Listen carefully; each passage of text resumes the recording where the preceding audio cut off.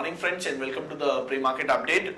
Yesterday US stocks gained after President-elect Donald Trump had said that he would make major tax announcements in the coming weeks, and the Dow had rallied to all-time highs and closed around 0.6% positive.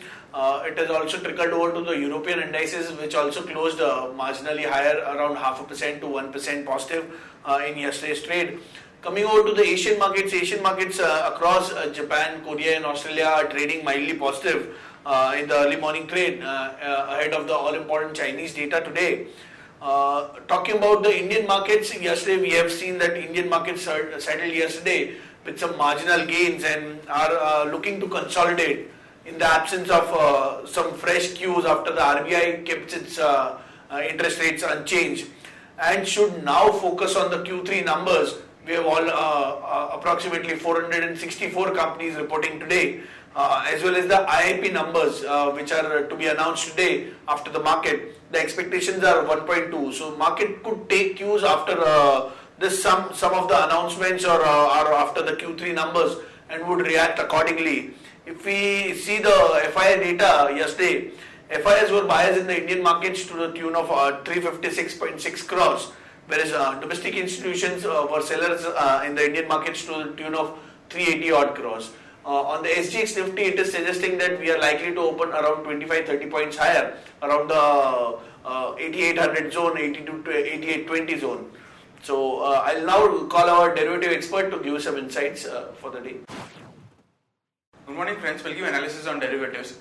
Yesterday's trading session, taking mixed cues from the international markets, our market had reacted on a negative note after seeing an RBI policy which kept its rate unchanged market in yesterday's trading session. And day before yesterday's trading session also gave a knee-jerk reaction, but however it did manage to close on a flattish note on day before yesterday's trading session. Yesterday's trading session also was the same story, where market on the initial part of the day has seen significant amount of selling pressure.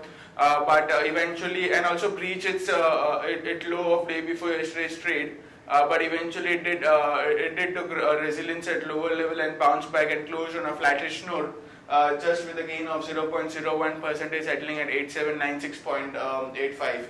On the open interest terms, 0.67% was added in the open interest. Not much of activity was observed. In the absolute terms, only 1.57 lakh shares were added in the open interest, while cost of carry decreased a bit from 7.5% to 5.5%. That is Nifty again is trading at a premium of around 18 odd points compared to 26-27 odd points, which was been observed in day before yesterday's trade. Put call ratio also increased by 1 basis point from 1.11 to 1.12, and volatility index inched higher a bit from 13.28 to 13.40 odd levels. On the option side, 8,800 call option have seen an addition of around 14%, and the same strike price put option have also seen an addition of around 26 odd percentage, which was quite huge. But going forward, the activity of 8,800 call and put would be watched quite closely. The highest call base and the put base remains the same, with 9,000 as the highest call option and 8,500 is the highest the put option. So in today's trading session, our main focus would be on the activity of 8,800 call and put. The rest of strike price have not seen much of the activity in yesterday's trading session. There are 10 securities in the bank period for today's trade: C8 Limited, Century Textile, HDIL, Indiabulls Real Estate, Jindal Steel, JP Associate, Oriental Bank, Reliance Communication, Union Bank, and Vocart Pharma. On the FIS terms and index futures, they were net buyers by 600 crores, index options net buyers by 1,373 odd crores, while stock futures net sellers by 165 crores, and stock option net buyers by 150 crores only. On the market level, our FIDES we have stands at 8768 with the lower range at 8768 and higher range at 8874, which is the highest hurdle break-even point. SGX Nifty is trading positive, it's up by 30 odd points and it's quoting anywhere around 8815, indicating some kind of a positive opening can be expected in the morning trade. That's it from derivatives. Thank you. Now let's look at some of the trading ideas for the day. First idea is Kane. Kane reported Q3 numbers yesterday. PAT came in at 604 crores versus 409 crores. Whereas if we see on the revenue front also, it has beaten 2150 crores versus 2039 crores YY.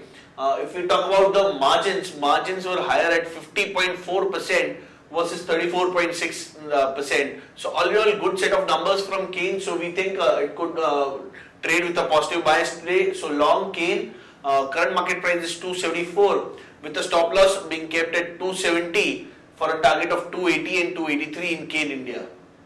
The next idea is Grasim Limited. Grasim Industries has been added to the MSCI's global indices, which will come into effect from 28th of this month. So we feel that there could be some buy flows in Grasim and we could trade it with a positive bias. So long Grasim with a stop loss being kept at 961. Current market price is 975 for a target of 995 and 1010. The next trading idea is Sun Pharma.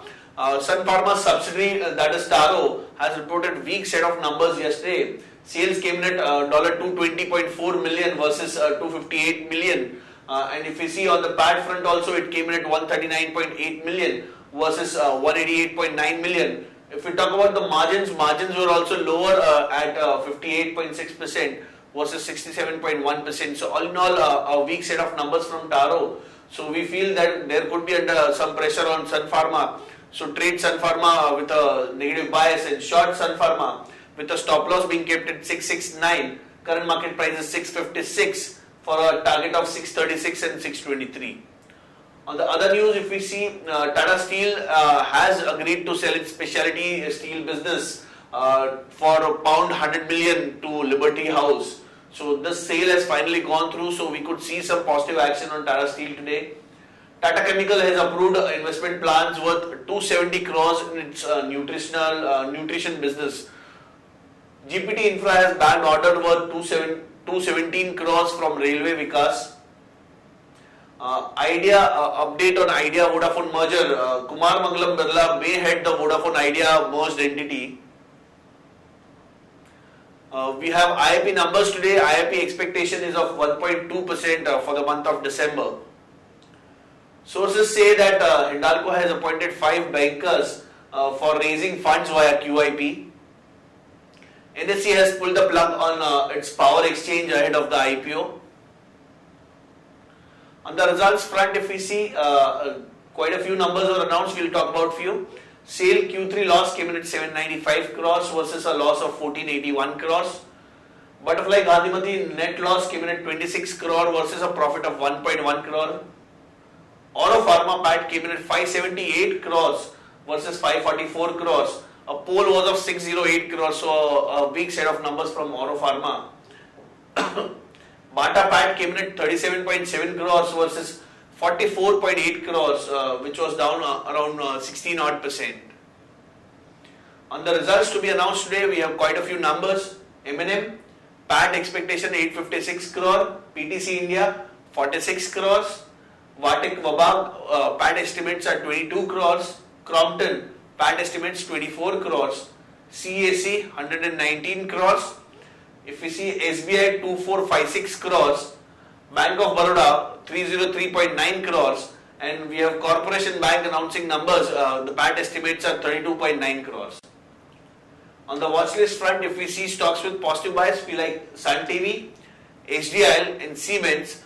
On the stocks with negative bias or which could be under pressure today are Apollo Tyres, PNB and Page Industries. On the advisory picks, that are the investment picks from a 1 year kind of a perspective, we feel that we like Dhanuka Agritech with an upside potential of close to 11%. We like Vatic Vabag with an upside potential of close to 33%. We like Insecticides India with an upside potential of close to 11%. We like Glenmark with an upside potential of close to 20%. And we also like Bajaj Corp with the upside potential of close to 23%. These are the advisory picks from a 1 year kind of a perspective from investment clients, which are also displayed on ET Now between 9:15 and 9:30. That's it, friends, from all of us. Thanks and have a nice trading session.